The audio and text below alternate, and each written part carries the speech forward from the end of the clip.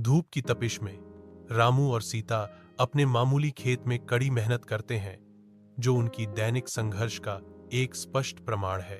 रामू रुक जाता है, उसका चेहरा चिंता से भर जाता है, बुदबुदाते हुए, सीता, मुझे नहीं पता कि हम कब तक ऐसे जी पाएंगे।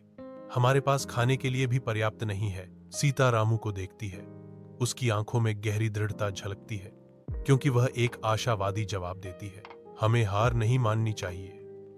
रामू, सीता कहती है। उसकी आवाज उनकी कठोर वास्तविकता के खिलाफ एक सुखदायक मरहम है। भगवान हमारी मदद करेंगे, वह कहती है।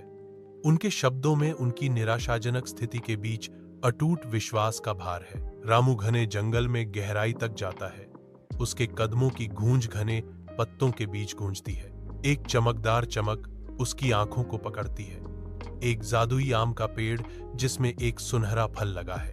वह हाथ बढ़ाता है, उसकी उंगलियां धीरे से असाधारण आम को उसकी शाखा से तोड़ती हैं। रामू की आंखों में विजय चमकती है, क्योंकि वह कहता है, सीता, देखो मैंने क्या पाया। यह एक जादुई आम है जो हमारी सभी इच्छाओं को पूरा कर सकता है। सीता की आंखें अविश्वास से चौड़ी हो जाती हैं और वह जवाब देती है, यह सच नहीं हो सकता। चलो इसे आजमाते हैं। साथ मिलकर वे जादुई आम को पकड़े हुए हैं। एक साझा प्रत्याशा हवा में लटकी हुई है, क्योंकि वे अपनी पहली इच्छा पूरी करने की तैयारी कर रहे हैं। अपने विनम्र घर की शांति में रामू और सीता उम्मीद भरी प्रत्याशा से आम को देखते हैं। अपनी पहली इच्छा से उनका मामूली घर एक भव्य महल में बदल जाता है।